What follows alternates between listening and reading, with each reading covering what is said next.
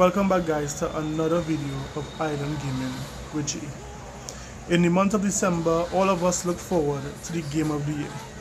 This year, we had some strong titles, but who would be nominated? An even better question is, who would take game of the year? Let's talk about it. But before we do so, don't forget to like and subscribe and hit that notification bell. Let's start. In no particular order, let's look at 5 games. Here is number 5. Tmnt Shredder's Revenge has an 87 on Metacritic, and it really did touch a chord with those who would have been brought up in the 80s and 90s. This was a really fun game. Although being an indie game, it really showed what it could do on Game Pass while playing with a lot of friends online or strangers. So this game really did well in the first let's say week. It sold over 1 million copies. Now this game could be nominated and could eventually win Game of the Year. Why? Although being an indie game, because it has already proven that indie games could win a Game of the Year. So what do you guys think? You all think TMNT could have a shot? Let me know in the comment section below. And number 4, we have none other than Horizon Forbidden West.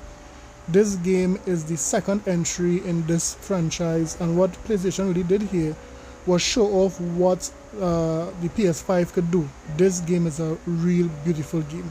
Now this game received an 88 on Metacritic, and most of the reviewers said it was an excellent game, although some of the die-hard PlayStation 5 fans said that this game deserved to be nothing less than a 94 or 95. There are many critics that said although it's a great game, a great looking game, a great playing game, it was not the second coming as some would have hoped for.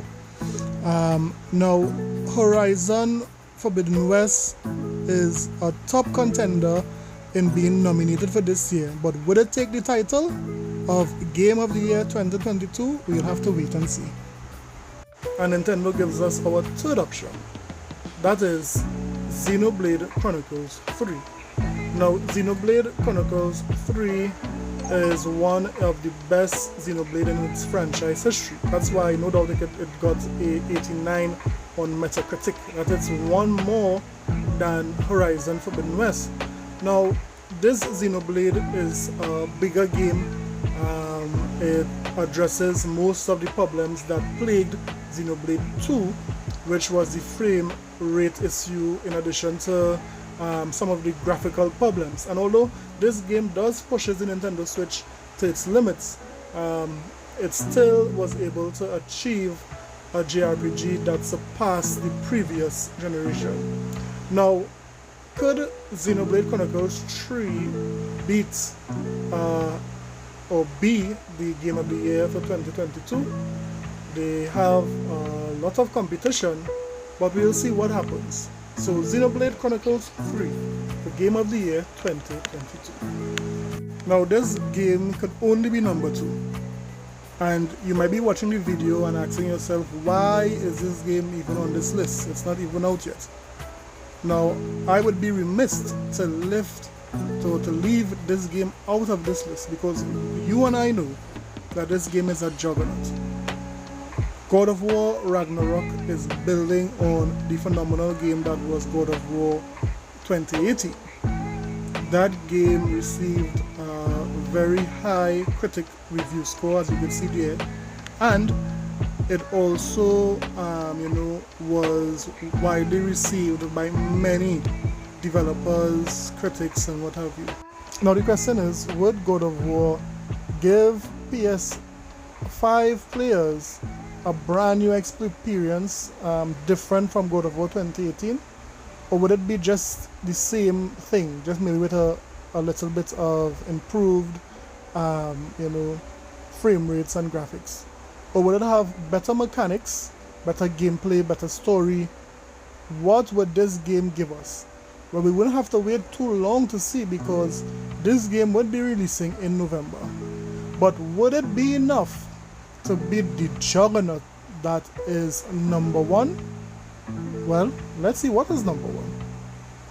And the number one game that most likely will be nominated and be Game of the Year is Elden Ring.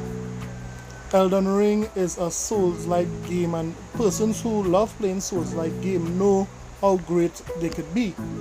But Elden Ring really took persons by surprise because of it being accessible to the player base. It is not as difficult as a Souls game. However, it is more like a mature Zelda-like game. Now, Elden Ring, a very high Metacritic score, being the highest reviewed game for the year with a 96 on Metacritic. Not only did it view very high on Metacritic, but it also had the sales to match. Just recently, it was reported that Elden Ring sold to date 17 million copies, which is the best-selling Souls-like game in franchise history. A lot of people are still playing this game, discovering new things in this game. So this game really shocked everyone for this year. No one believed that this game could have been so well received by so many people. So what do you guys think? Do you think Elden Ring will take Game of the Year? Let me know. Like and subscribe for more videos later.